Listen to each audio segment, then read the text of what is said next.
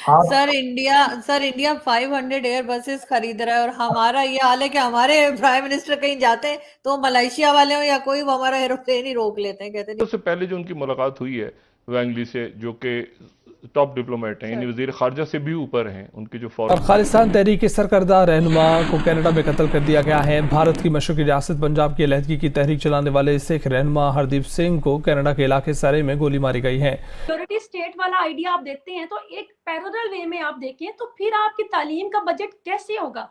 क्या नहीं, ये आरजू, आपने मेरे साथ मुझे ज्यादती किया, आपने भारत के साथ कंपेयर कर दिया। आपको चाहिए अफगानिस्तान से कंपेयर करें।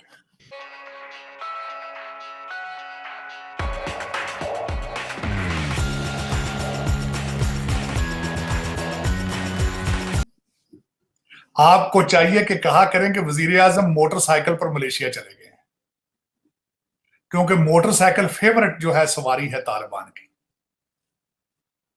तो आप देखें ना, इसमें भारत के साथ आप कंपेयर ना किया करें। ये आपकी बेइज्जती है, भारत की नहीं।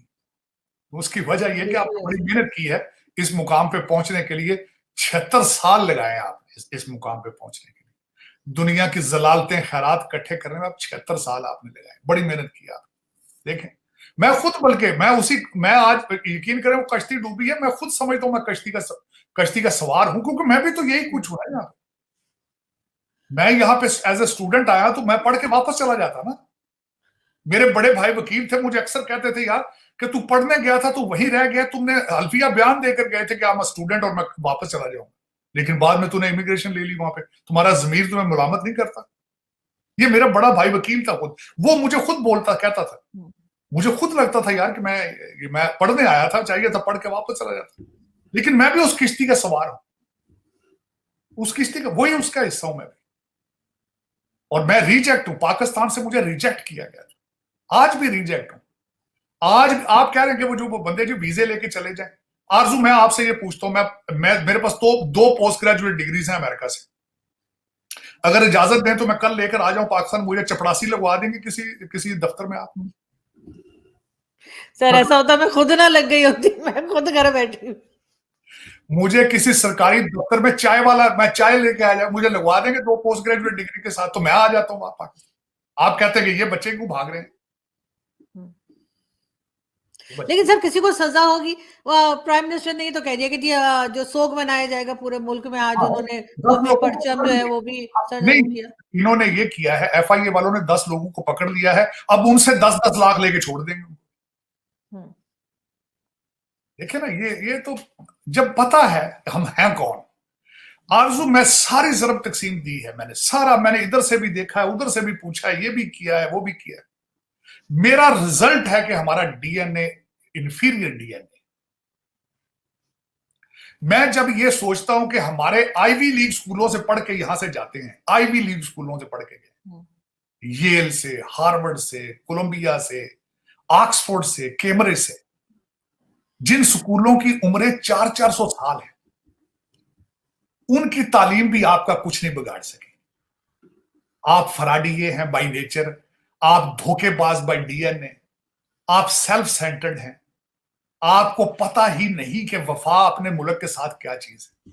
लेगेसी तो बुजदिल भी हैं सर, बुजदिल भी हैं, आवाज नहीं उठाते हम। वो एक क्लिप था मेजर गौरव आर्या का, आई डोंट नो आपने ट्विटर पे देखा है कि नहीं, मैंने आपको टैग भी किया था। उसमें यही कह रहे हैं कि आवाज नहीं उठाते, चाहे वो लियाकत अली खान से लेके बेनजीर भुट्टो तक कोई बाहर नहीं आया। आरजू, मैं बताना ये चाहता हूं, उन्होंने तो क्लिप भेजा ना। मैं 1986-85 में पंजाब यूनिवर्सिटी के कमरे में बैठा हुआ था, तो मेरा एक जो मुझसे सीनियर एक लड़का था, उसके पास सिल्वर मेडल था मैथ में, मास्टर्स इन मैथ। उसको नौकरी नहीं मिली, तो मैं वापस आया एक दिन, तो मेरे पास एज ए गेस्ट आके ठहरा हुआ था, तो रो रहा था बैठ के। मैं आके वापस उससे मिला, तो मैं भी उसके साथ बैठ के रोया। उसका वालिद स्कूल टीचर था। हम सारे लड़के इकट्ठे हो गए, तो मैंने उस दिन उनको कहा कि यही जो बेरोजगार मास्टर डिग्रियां, गोल्ड मेडल और सिल्वर मेडल वाले, ये इनकलाब लेकर आएंगे। लेकिन बाद में मेरी ओपिनियन चेंज हुई। हमारा डीएनए, हम पंखे के साथ झूल के मर जाएंगे, इनकलाब में नहीं जाएंगे। ये हमारा डीएनए, हम बुज़दिल हैं। बाकी आप बिल्कुल कुछ है। देखिए ना, हमने आज तक किसी इन्वेडर को आज तक किसी के सामने खड़े हुए, मैं दुख के साथ कहता हूं, मैं शर्मिंदा हो जाता हूं जब ये कहता हूं कि पठान हमारी बच्चियां उठा के जाके काबुल में औरतों की मंडी लगाते थे। हम कभी उनके रास्ते में रुके? दिल्ली को कितनी दफा ये लूटने आए हैं पठान भाई, जो कहते हैं उस इलाके से गधे खत्म हो जाते थे, खच्चर खत्म हो जाते थे, क्योंकि उनमें लाद के लिए उन्होंने वापस ले जाना होता था। हम कभी खड़े हुए? मैं हिस्ट्री पढ़ी, मैंने एक चीज का रेफरेंस जरूर देना चाहूंगा। खुशवंत सिंह की किताब है हिस्ट्री ऑफ सिख्स। सबसे पहले शेखुपुरे के जो सिख थे, जट थे, सबसे पहले पठानों को उन्होंने रोकना शुरू किया था।